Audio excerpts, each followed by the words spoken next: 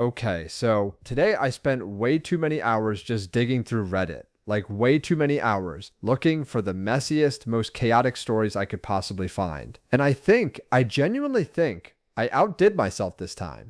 Some of these, you're gonna hear them and just go, there's no way that's real. So let's not waste any more time. Let's just get right into it. I've got something running in the background here, and let's go ahead and judge some strangers.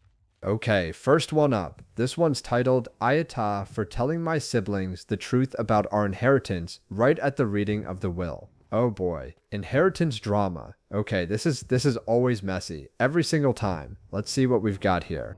So, my mom passed away back in March after a really long illness, and I was her primary caregiver for like the last 2 years of her life. I moved back into her house, I quit my job, I basically put my entire life on pause to take care of her.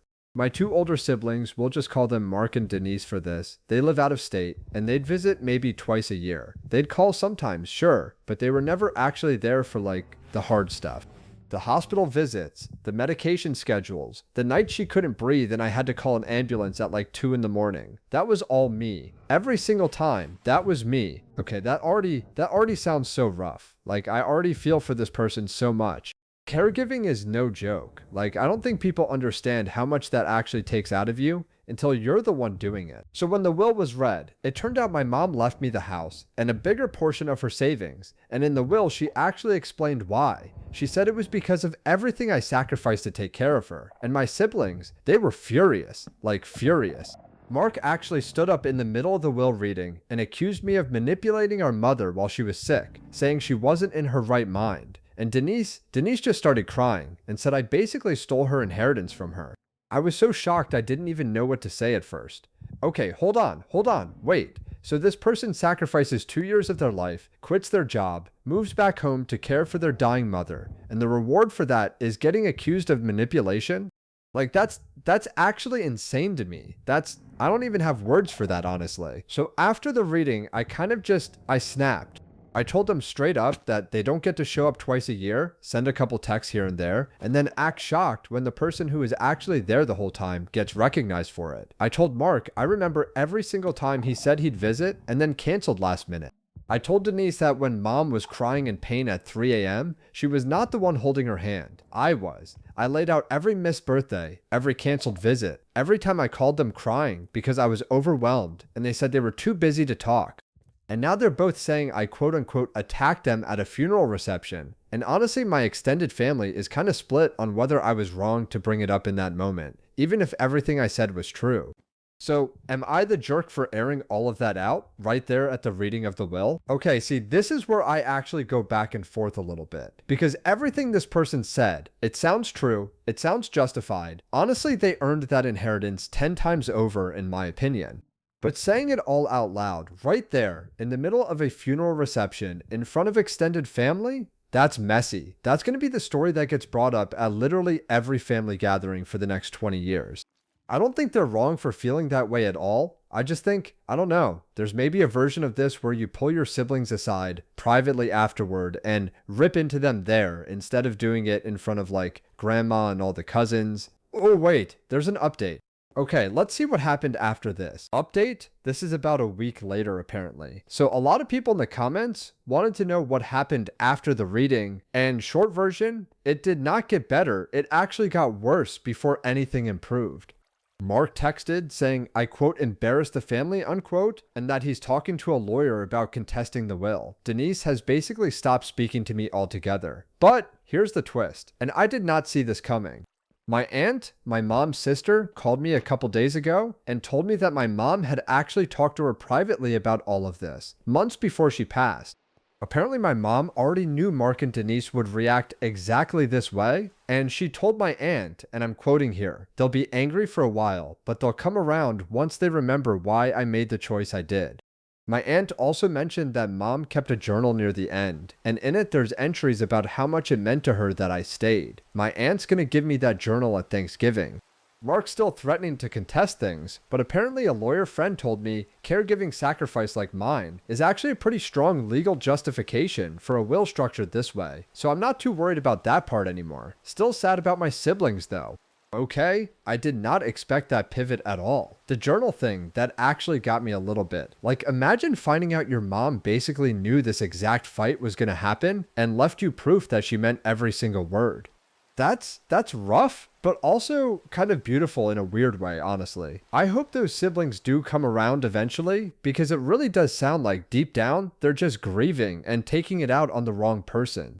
Alright, let's move on to the next one, because I promise you it gets even messier from here. This one's titled Aita for changing the locks on my roommate after I found out what she'd actually been doing with our apartment. Ooh, okay. So I've been living with my roommate, we'll call her Priya, for about a year and a half now. Rent's split 50-50. We've never really had major issues. She pays on time, keeps common areas mostly clean. All good so far, right? About 2 months ago, I started noticing weird stuff though. Random people I didn't recognize, letting themselves out of the apartment when I got home from work. New toothbrushes showing up in the bathroom that weren't mine or hers. A charge on our shared utilities bill that seemed way higher than it should have been. And I kind of brushed it off for a while, honestly, because I didn't want to be that paranoid roommate, you know? The one that's always accusing people of stuff.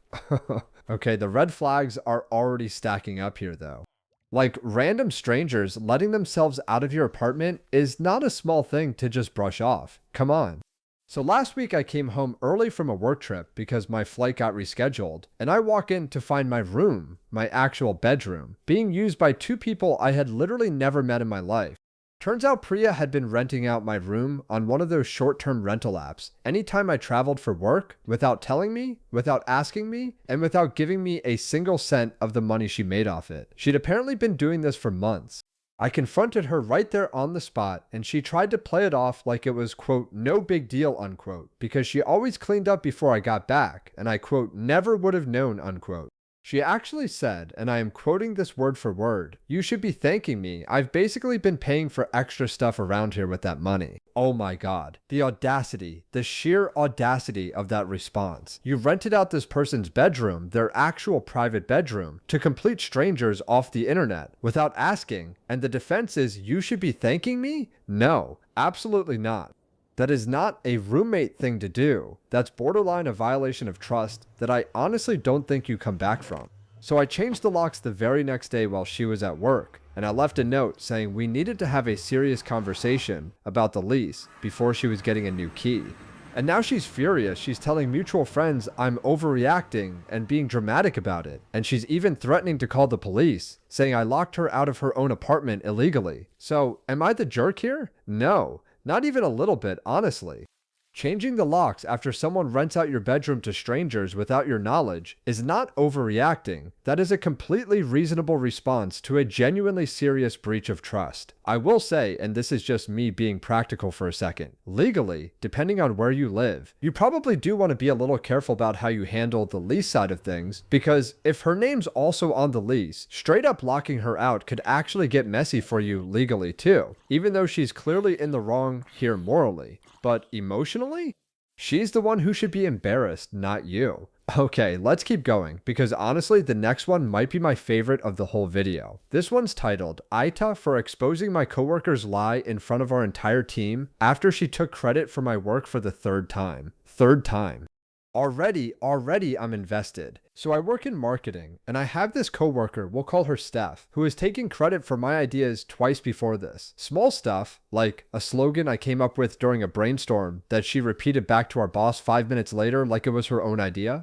A campaign concept I pitched in a group chat that she quote-unquote coincidentally presented as hers the next day in a meeting I wasn't even in. And I let both of those go, honestly, because I didn't want to cause drama. And I figured maybe it was just a coincidence, maybe bad luck, I don't know. 2 times is not a coincidence, my friend. 2 times is a pattern. I already don't trust Steph, and we're only like 1 paragraph into this story. So last month I spent an entire weekend putting together a full campaign proposal for a huge client. Slides, copy, budget breakdown, the whole thing, start to finish. I sent it to Steph Sunday night just to get a second opinion before presenting it Monday morning, because we'd worked together before, and I trusted her, apparently very foolishly in hindsight. Monday morning rolls around. Our boss calls an emergency meeting because the client wants to move faster than expected. Steph gets up in front of our entire team and presents my exact proposal, word for word, slide for slide, as her own idea. She didn't even change the font. She didn't even change the font. That's so lazy on top of everything else. Like, if you're gonna steal someone's work, at least put in a little effort to disguise it a bit. Come on. I sat there in shock for a second, and then I just calmly said, in front of everyone, this is actually my proposal. I sent it to Steph last night for feedback. I still have the email timestamp if anyone wants to see it. The room went dead silent. Steph turned bright red and started stammering something about how we, quote, worked on it together, unquote, which was a flat out lie. Our boss asked me to forward the original email right there in the meeting, and I did. And the timestamp clearly showed I sent the full completed proposal to her the night before, with zero input from her at all. Steph hasn't spoken to me since, and now some coworkers are saying I, quote, humiliated her, unquote, and that I could have handled it more privately instead of calling her out in front of everyone. So, am I the jerk for exposing her like that in the moment instead of pulling her aside afterward? Absolutely not. And honestly, this might be the most satisfying story in this whole video. This is the third time. She had 2 previous warnings essentially, where you let it go and hope she'd stop on her own.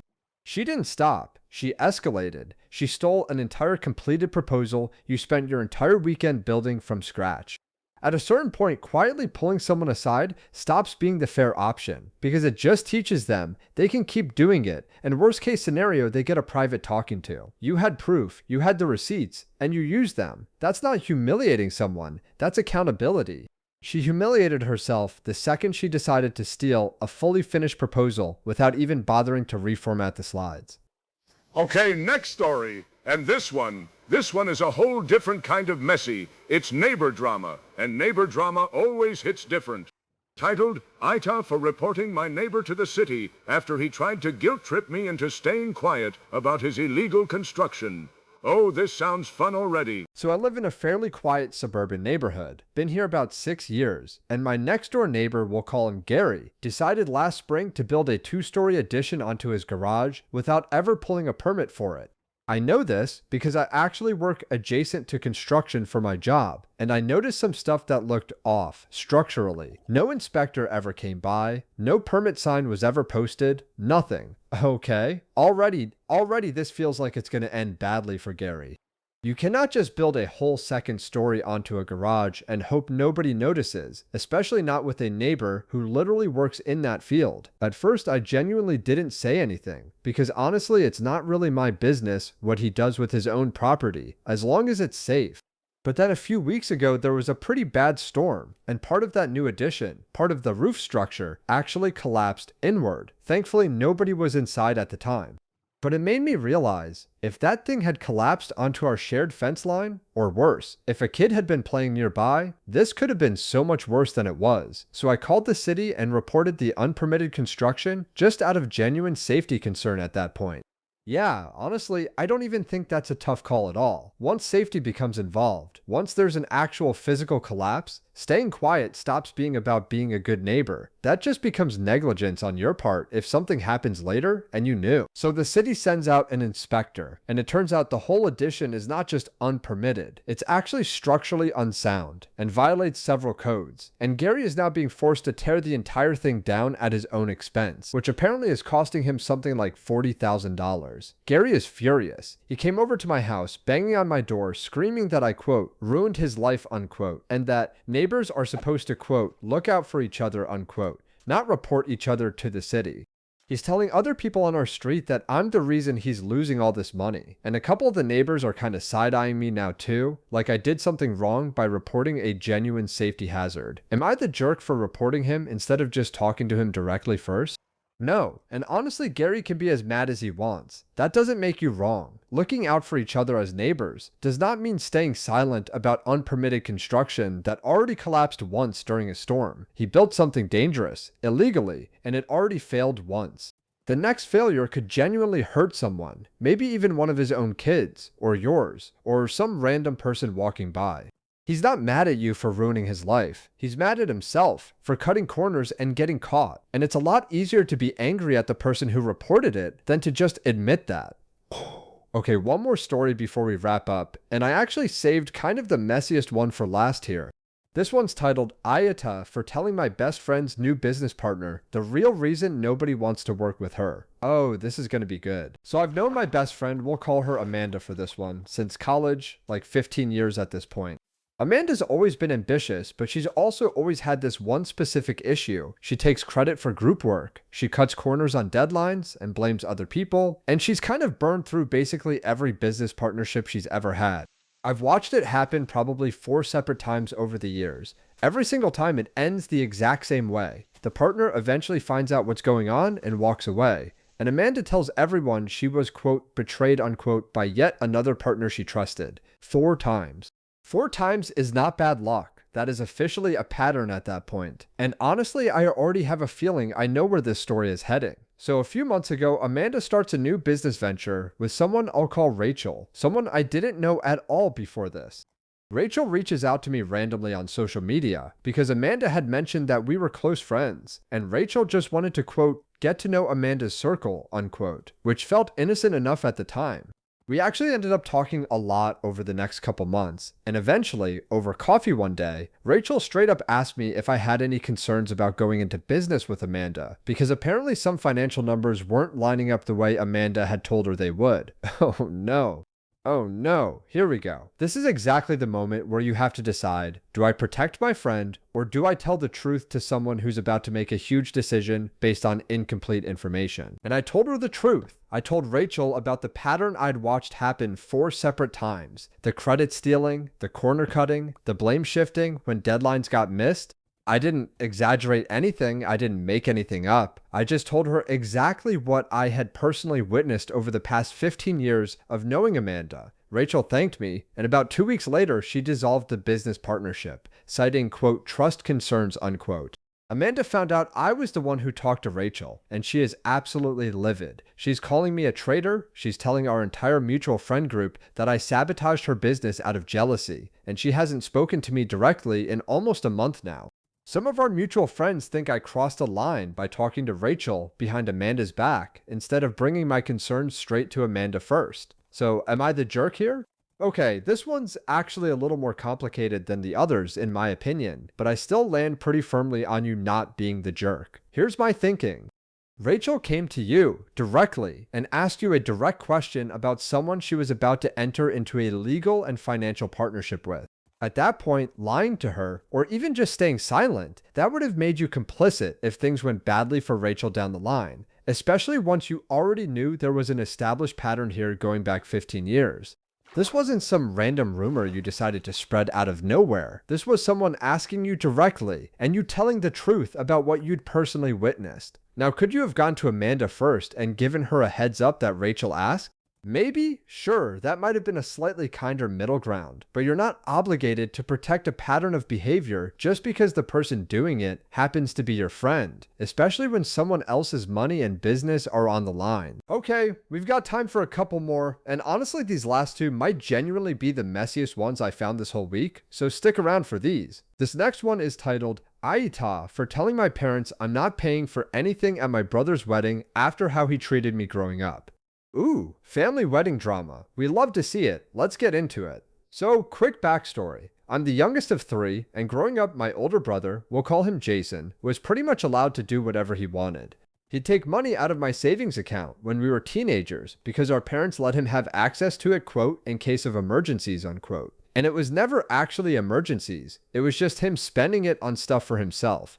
He'd blame me for things he broke around the house, and I'd get grounded for it. Classic golden child situation. If anyone's ever dealt with that before, you know exactly what I mean. Yeah, unfortunately, I think a lot of people are going to relate to this one already. That golden child dynamic, it does something to you. Honestly, it sticks with you way longer than people realize. So fast forward to now. I'm 29, Jason's 32, and he's getting married in a few months. My parents pulled me aside a couple weeks ago and told me that since I, quote, make good money now, unquote, they expect me to contribute $15,000 toward the wedding, on top of paying for my own outfit, travel, and hotel for the whole event. When I asked why my other sibling, our sister, wasn't being asked to contribute the same amount, my parents said she, quote, doesn't have it to give, unquote, but that I do, so I should. I told them no. I told them I'm happy to attend and pay for my own things, but I am not funding my brother's wedding, especially not after he spent our entire childhood taking from me without ever paying any of it back. Okay, I mean that math right there is wild to me. So because you're the one who actually managed your money well and built a life for yourself, that gets turned into a punishment? Like, that's such a backwards way of thinking about it. And honestly, it kind of proves your entire point about the golden child thing without them even realizing it. My parents did not take that well at all. They said I was, quote, punishing Jason, unquote, for things that happened when we were kids, and that family is supposed to support each other no matter what. Jason himself called me selfish and said I was, quote, still holding on to stuff, unquote, from years ago, instead of just letting it go for his big day. My sister actually texted me privately and said she completely agrees with me, but that she's too scared to say anything to our parents directly because she doesn't want to be the next target. Now my parents are saying if I don't contribute, they'll, quote, remember this, unquote, when it comes to helping me out in the future, whatever that's supposed to mean. Am I the jerk for refusing to pay? No, not even close. And honestly, this whole situation is a pretty clear pattern that's just repeating itself in adult form now. As kids, Jason took your money and never gave it back, and you got punished anyway for things you didn't even do. As adults, they're asking you to hand over $15,000 for his wedding, while your sister gets a pass, and if you say no, you're the selfish one. That is the exact same dynamic, just with bigger numbers attached to it now. You're allowed to attend, support him emotionally, even buy a nice gift if you want to, without funding the entire event yourself. That thread at the end too, about them, quote, remembering this, unquote. That's not subtle, that's basically them telling you they'll keep using guilt and money as leverage against you for the rest of your life if you let them. I'd hold my ground on this one completely. Oh wait, hang on, there's actually an update to this one too, let me read it real quick. Update, about 3 weeks later. So a lot of people asked what happened after this, and honestly it kind of blew up more than I expected. My mom called me crying, saying I was tearing the family apart over, quote, old grudges, unquote. And my dad sent a really long email basically guilt-tripping me about all the things they'd done for me growing up. Most of which honestly weren't even true when I actually think back on it.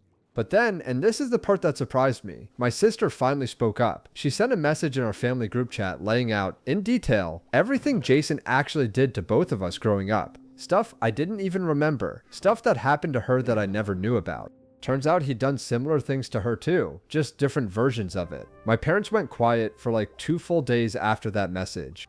Then my dad called me, and for the first time in my entire life, he actually apologized, not just for the wedding stuff, but for the whole pattern going back years. Jason still isn't speaking to either me or my sister, and honestly, we're both okay with that for now. Weirdly, this whole blow up kind of brought me and my sister a lot closer than we've ever been. Wow, okay. That update genuinely got me a little emotional, not gonna lie. Sometimes it really does take one person finally saying no for everyone else to feel safe enough to say what they'd actually been holding in this whole time. That's honestly such a good outcome, even though the wedding part of it obviously still sounds like a mess. Alright, last one for today, and I think this might actually be the messiest story in this entire video, so let's finish strong. This one's titled, Eita for canceling my landlord's access to my apartment after catching him going through my things while I was at work. Okay, immediately unsettling. Let's see what happened here. So I've rented this apartment for about 2 years now, and my lease has a standard clause that allows the landlord to enter with 24 hours notice for repairs or inspections, which is pretty normal. Most leases have something like that. About a month ago, I started noticing small things felt off when I got home. A drawer that I know I closed would be slightly open. Items on my desk rearranged just slightly. At first, I genuinely thought I was just being paranoid or forgetful, so I brushed it off. Okay, this is already giving me a really bad feeling, like genuinely unsettling energy from the very start of this story. So I set up a small camera. Nothing crazy, just a basic one pointed at my desk area, mostly to put my own mind at ease, honestly. I figured I was probably just misremembering things. 2 days later, I checked the footage, and there's my landlord, letting himself into my apartment with his key, with zero notice given to me beforehand. None, and he spends almost 45 minutes going through my desk drawers, my closet, even opening my laptop and looking through it for several minutes. He wasn't fixing anything, there was no repair happening. He was just going through my personal belongings while I was at work. Oh my god. Okay, that is not just a boundary violation anymore. That's genuinely disturbing, and honestly borderline illegal depending on where you live. That's a massive breach of tenant privacy laws in most places. So I confronted him about it, showed him the footage, and he tried to claim he was, quote, checking for maintenance issues, unquote. But obviously going through someone's laptop has absolutely nothing to do with maintenance of any kind.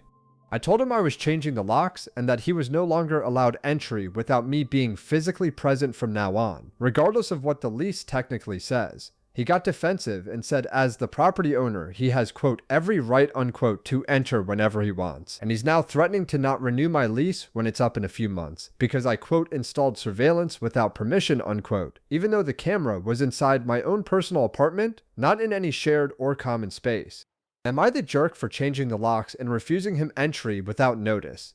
Absolutely not. Not even remotely close to being in the wrong here. What he did is a serious violation, both morally and almost certainly legally too, in the vast majority of places.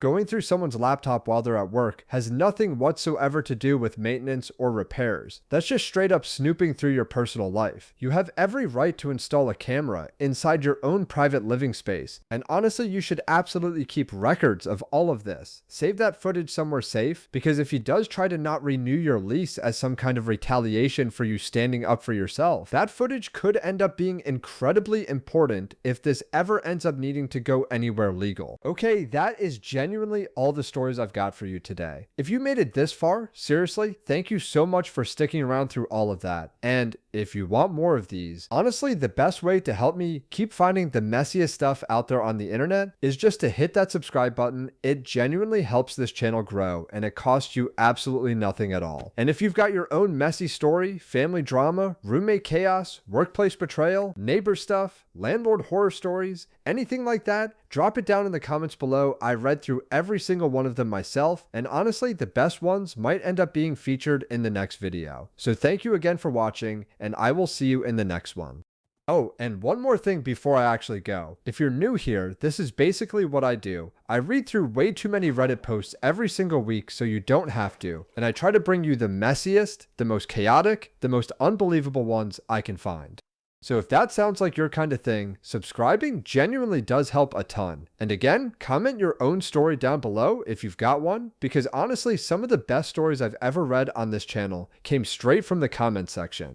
Alright, that's really it this time. Thanks again, and see you next time.